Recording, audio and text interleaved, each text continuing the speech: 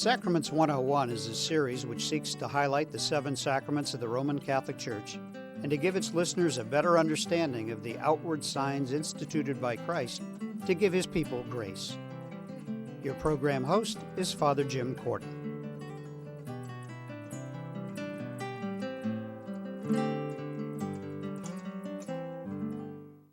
Hello and welcome to this edition of Sacraments 101. I'm Father Jim Clarke. Joining me today is Msgr J. Clarke. Welcome to our show. Thank you. I'm glad to be here. And we're going to talk about the sacraments of commitment. And when we use that word commitment, what are the sacraments we're actually talking about? Well, we're talking about the 2 sacraments now, the Holy Orders and the Sacrament of Matrimony. Let's focus in our first segment about the Sacrament of Matrimony. I know that over the many decades that you and I have been priests, we've celebrated a lot of weddings. What, in your experience, has been one of the greatest joys that you have in celebrating that sacrament with young couples? Well, the joyful part of celebrating the sacrament is with couples that are already committed to the church and they want to make their ceremony and celebration a religious event for them, not just something they have to do to keep people happy. And when you've got a couple that has some maturity of years and a good outlook on what the life is like, and they have some understanding of the sacrament before we even begin with them, I just find that very pleasant to work with them. A little challenging with the other couples, but they're fun too. That it's nice to be able to present an image to the couples that nobody else is doing. I think we priests have a special role. Like other people can tell them how to arrange the wedding day, but we're here for the lifetime of the marriage itself, and it's good to have a hand in that. And I think oftentimes trying to impress upon a couple that one of the most important parts of their beginnings of the sacrament is really the celebration of that in the sacrament itself. Oftentimes, that may not come till in their later years of marriage together to see the significance of it. Why is it important for us to really impart that for them and to them, especially if they're not really so excited about sacramental life in the church? I believe that we're getting these young couples at a very impressionable age for them, and if we could give them a good feeling for the church and the church's teachings and the church's rituals and practices, that someday they will be ready to come back and delve into the meaning of what they remember hearing a couple years ago. It's an evangelization tool, and so I believe, and I tell our staff, that when a couple calls, we don't have to worry about exactly what parish they grew up in or do they have any kind of a Catholic background, but we've got to treat them welcoming and say we'll help you in whatever ways we possibly can. And I really think that's kind of key with a lot of the sacraments of the church. There's that welcoming, that pastoral approach to it all. Oftentimes some of us tend to be very rigorous, and there's certain rules and regulations that you've got to follow. You've got to do this or that in preparation. And some of those are good for better or for worse. But there's this pastoral approach for young couples, especially, not necessarily to make sure that they have a good experience, but to ensure that the celebration of the sacrament is really proper and right and beneficial for them in the long run. We talk about symbolism in marriage and in that sacrament of commitment. What are some of those symbols that we celebrate with them in the sacrament that could help them remind themselves of this commitment that they made? Well, I think the symbols, they're capturing the symbols on their videos of the weddings, and I think that's delightful because I think they are apt to watch the video once in a while, and so they are being reminded. But I try when I'm doing weddings as the celebrant to explain what it is we're doing. Like when I saw this in one of our Protestant weddings that I liked early on in my own personal ordination time. But he held the rings up and he says the rings are vested with symbolism. The metal of which they are fashioned is precious metal. This symbolizes the priceless value of love that exists between a husband and wife. Structure of the ring, circular, continuous. This symbolizes the permanent nature of the vows the couple just exchanged. And so then after the vows, it's a privilege to witness vows. So we watch, we listen as they express vows, and then as they sign the vows with the rings and a kiss. And now as an additional sign of their unity, they light the unity candle. So there's another symbol. But the symbol of their stepping down the aisle as individuals, bride meets the groom, and then they're together as husband and wife, that's a symbol unto itself. They have a special seat that this is about them and the sacrament that they are. So there's just the richness, I think, of the Catholic tradition is that's what we are. We are symbols. Mm-hmm. And those will speak to us for ages and years afterwards. You almost gave my wedding homily in the words that you just used. Maybe I heard you when I got that idea. You could have, yeah. Let's go back to when you were first ordained and now. Do you find yourself celebrating that sacrament with couples any differently? Have you learned anything over the years? What can you share with us about that? Well, I learned a lot over the years because early on, after I was ordained 7 years, I got involved with the Marriage Encounter community, and I have, here 40 years later, still am involved with some of the couples who were in leadership in the Marriage Encounter at the time. So that really opened up my mind and my heart to the meaning of matrimony as a sacrament that is lived on a daily basis. When I attended the Marriage Encounter weekend, the month after I started preparing to present them, I worked and presented them for 20 years actually. And so I was constantly calling couples, along with married couples, to live their sacrament of matrimony on a daily basis. And so I was tutored by the many, many couples that I was privileged, the hundreds of couples I was privileged to be with over the years, in understanding that they don't have a sacrament or get the sacrament of matrimony, they become a sacrament. They become a sign of Christ's love, first and foremost to each other, and then to their children, their offspring, and then they are a sacrament for the church, and they are a sacrament for the world. And I mean, I got caught up in that. I was very happy because couples I knew in those first 7 years, that wasn't their way of life. Yeah. And this was the 70s, and the religious education the preliminary education wasn't all that strong in the young couples. And so I yearned to be able to sell that vision to them by participating in those weekend experiences. Now, is that something that you've continued in your ministry? And why is Marriage Encounter so significant still in the life of the church? Well, it's not as popular as it once was, but in the past, my experience of 30-some years, people are a lot busier, and they cannot, very few couples can take a weekend, a Friday over Saturday over Sunday. And so now Marriage Encounter is trying to adapt to that situation, and so they are having what they're saying is non-residential weekends, that they will go home on Friday night and Saturday night and come back for 3 days. So it's there's a lot more ecumenical marriages than there ever were. One person is Catholic, the other is possibly no religion, but quite possibly another denomination. And so we all teach and profess and have weddings in slightly different ways. So that's one of the big changes. And one of the other changes is that many of the couples that I marry now, that they grew up in the town of North Canton, where my church is, but they live in the other cities where they had to go to get jobs. And so the great family support that they used to have in the home community is not here, and nor is it where they're going. So couples are living much more independent lives without the family support that we had in the previous generation.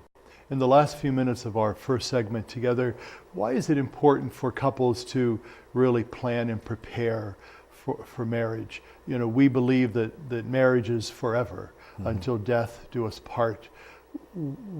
Why is that preparation so significant, and why is it so crucial in this day and age? Well, in this day and age, that they don't have the supports that they once had, that marriage, even in our sitcoms, is not held up to be an admirable way of life. It's kind of a nuisance, the way it's depicted sometimes. So I think it's important to remind each other of who they are before each other and before God. And they are significant to one another, and it has implications on the way they communicate on a daily basis. It hinges on the decisions they make every day.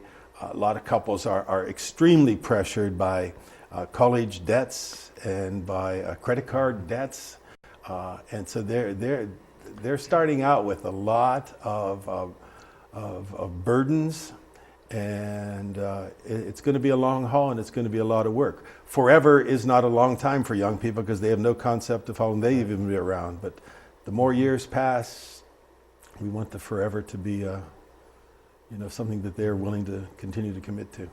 Let's talk about that whole concept of union. We know that this whole sacrament of commitment in marriage really kind of finds its roots in the Old Testament, even in the book of Genesis, where God made them male and female, and God said, this is why a man leaves his father and mother and joins himself to his wife. So there's this whole union that's part of it, but where does God come in, and why is God so important in that union and in that commitment? I would think that God comes in the part of life that is the bad times, the sick times, the hard times. That the good times are the easy times. The well times are the easy times. But when life comes at you challenging and hard, to turn to God, either in prayer and to turn to God in the community, is an important place to turn. And so we've got to remind them to look that way when they are having the challenges, and to depend on first and foremost each other, but then look to the support that they get from other successfully and happily religiously married couples. Look to the church, look to each other, look to God. And in closing of our first segment, what would you tell a young couple that's coming to you for marriage? What would be the first thing you would tell them? Well, I would tell them, thank you for being here, and we want to make this lifetime a good impression for you. So we're going to help you talk about the wedding, but your marriage is a lifetime, and the church is here to start you. The church is with you, to journey with you, and the church will be here for you when you need it. We're going to talk about another sacrament of commitment in a moment. We're going to take a quick break. Stay with us. We'll be right back. We are in our 7th year, Cristo Rey Jesuit High School. It arose from the desire of the Jesuits in the Chicago province to serve the Hispanic community here in Chicago. One of the things that's unique about this school is that our kids work 5 days a month at offices in downtown Chicago to pay for their education. That idea originated here. We got telephone calls the first day from the companies thanking us for sending us those kids to their companies. The companies feel good about themselves. 95% of our kids are the first ones in their families to finish high school, and 87% of our graduates are in college right now. This project attracts wonderful, wonderful, enthusiastic, idealistic people. They have to have the desire to kind of reach for the stars. No one believed that it would be as successful as it is. Well, it's obviously caught on, and we're very, very excited about it. I am Marino. Je suis Marino. I am Marino. I believe that we are all connected to each other, and that it is the gift of compassion that unites us and makes us one. It doesn't matter what language, culture, or tradition we come from. We can share compassion wherever we are. Marino, an American Catholic organization of priests and brothers, has been reaching out to those in need for nearly 100 years in 26 countries throughout the world. Marino dedicates 86 cents of every dollar donated to their programs, and with your help, they can do more. Missioners, workers, volunteers, supporters, we are all Marino. I am Marino. Yo soy Marino. I'm Father Mike, and I am Marino. I am Marino. I am Marino. I am Marino. I am Marino. I am Marino. I am Marino. Hello and welcome back to our show. I'm talking with Father J. Clarke on the sacraments of commitment. In the first segment, we talked about the sacrament of matrimony. This second segment, we'd like to talk about the other sacrament of commitment, which is what? Holy orders.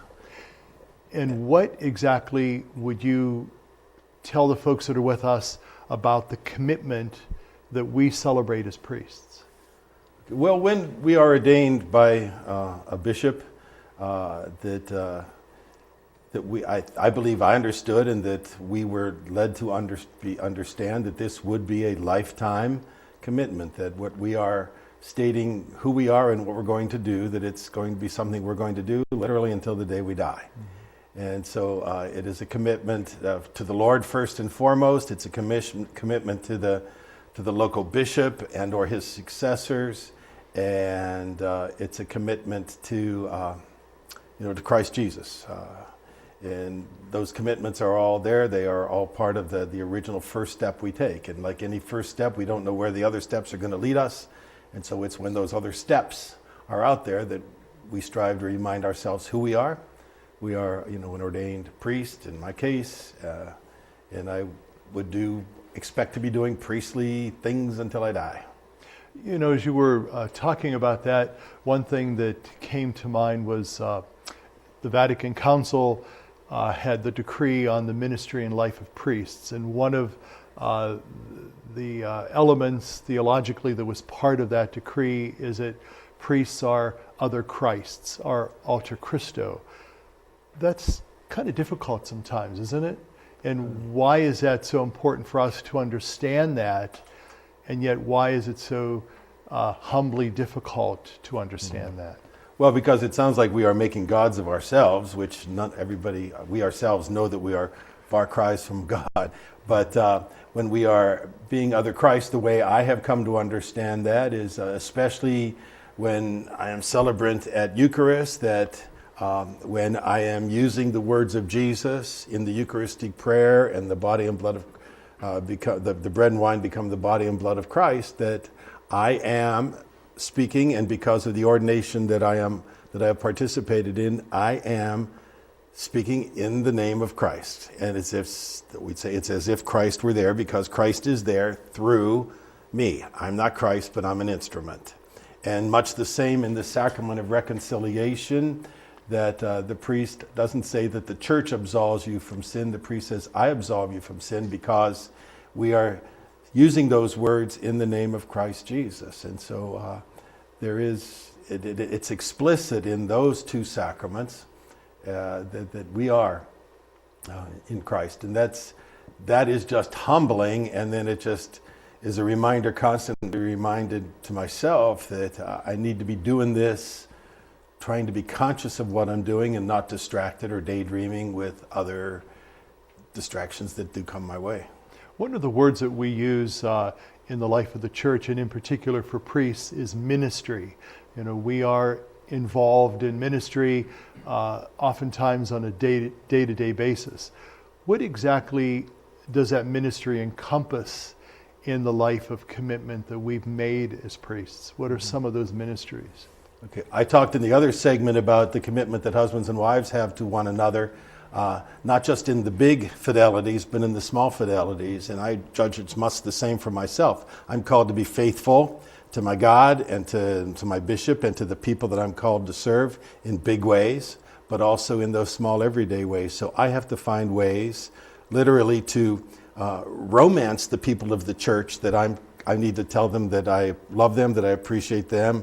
I need to affirm them. I need to do those little things. If there's a piece of paper blowing across the parking lot, I should go pick that up, just because that we are in this together. It's servile work. It's a servant's work, but we are called to serve in the little ways and in the big ways. And just like husbands and wives don't get to pick the big ways and the little ways, they come.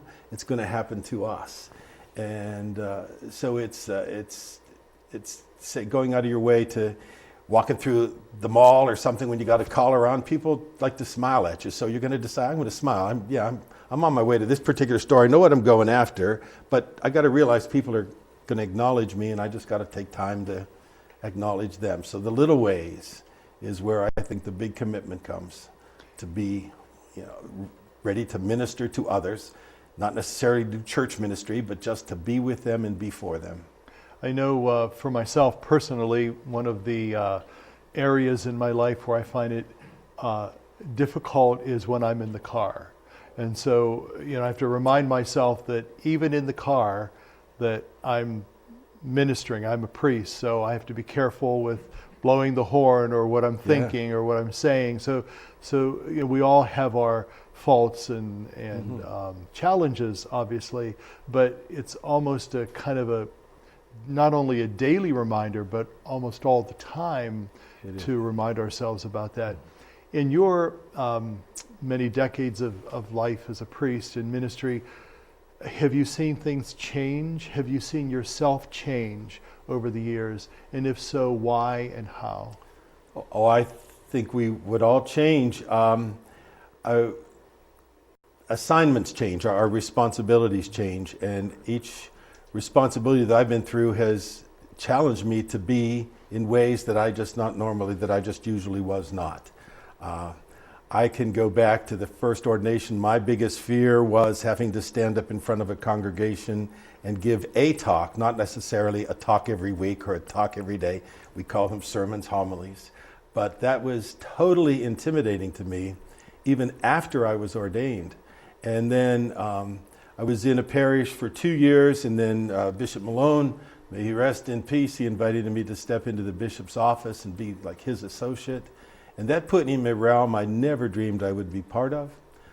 Over the years, the 19 years that I was in that type of ministry, the job responsibilities changed. And as I got better acquainted with the diocese and better acquainted with the presbyterate, there was always new challenges coming and new vistas that you had to get up. And remember the first time I had to talk to a group of priests. I mean, my goodness, that was totally unsettling. And then eventually that came a little bit easier. And then, into the parish work. I was in what I would say by our standards is a medium parish. Then I moved to what is by our standards a large parish. And the responsibilities are many, many more. There's a sameness, but a delightful difference. And so just constantly, the more you're around, the more different things come to you. The more you are known, other people are calling on you. What would be some of those constants in the life of the priests or in the life of your ministry that you have that's always there, that's always going to be there, that kind of get you rooted and as a reminder that this is why I was ordained, this is why I'm a priest, this is why I've accepted this gift of vocation? I'd say one of the constants is liturgy and prayer, daily masses, and then interspersed with regular, probably weekly funerals, bi-weekly weddings.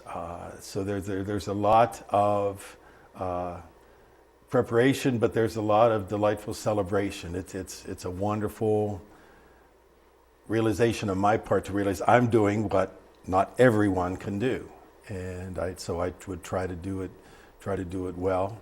I like the idea of visiting with the sick and shut-ins. Probably don't do that as much as I would like to, but the demands are so great. And then I've been in this assignment now for 16 years, so I know a lot more people than I did 16 years ago when I got there, and the people also know me. And so the generation that was very young and alive when I got there, the generation they're moving into their senior years, and so I feel obliged to them because I've known them and they've been with and helping me for 16 years. We've got about 5 minutes of our time together. Let's talk about vocations, not just vocations to the priesthood, but the vocation of marriage as well. What exactly is a vocation, and how can we best live that vocation, whether it's as a priest or as a married couple? I remember as a very young student in school, I went to Catholic schools, that the sisters who taught us at the time, they just emphasized again and again, ask God what God wants you to be. And when you're thinking of what you should be, make sure you ask God if He wants you to be a priest or, for the women, to be a nun.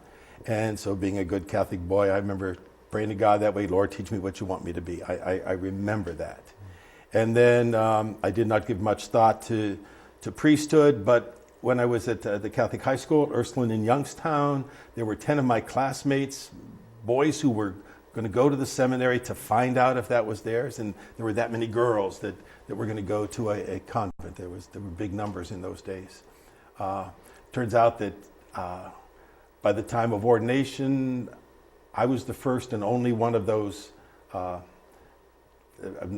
First there was a second man who came along and got ordained many years later, but 2 of us were ordained as priests, ultimately out of that group of 10. And I'm not sure any of the women now are still in religious life. But it's just something that if you ask God, God's going to put people and ideas in your mind and in your heart, and God's going to point some arrows, and you ought to look at the way the arrows are pointing. So I felt I better go try to find out if the priesthood is the way of life for me, because I'm thinking about it often enough. Well, I think that's probably my experience as well. I think, maybe early on, maybe in 4th or 5th grade, it may have entered in my mind, but it wasn't until high school when a priest in the high school said to me, I think you'd be good going to the seminary. Well, I remember going home that day and telling my parents that, and they thought it was kind of odd because I never really talked about it before, and decided that that's what I was going to try, and decided this was for me, and stayed. So I think all of our experiences are really different, but then they're all the same as well. Yes. There's a commonality that's there. What are some of those commonalities that we should always hold on to and maintain in any commitment sacramentally? I would think we always need to grow in our relationships. I think husbands and wives need to grow in their relationships with one another. I found the instrument of marriage encounter to be a very effective tool for them. I think priests need to grow in our realization of who we are. We need to read, we need to go to retreats, we need to associate with other priests, and we need to talk. Monsignor J. Clarke, it's a pleasure to have you on the show today, and thank you for sharing your commitment, not only with vocations to the priesthood, but also your work over the decades with married couples as well. Thank you. You're welcome. Thank you. And thank you for being with us. Have a good day, and God be with you.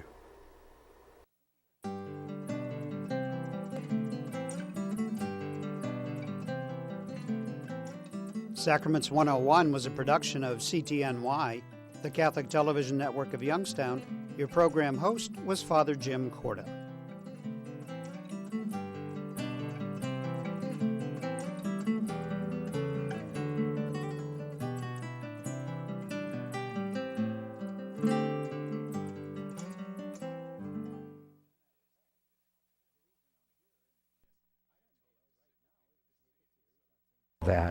And that is absolutely powerful.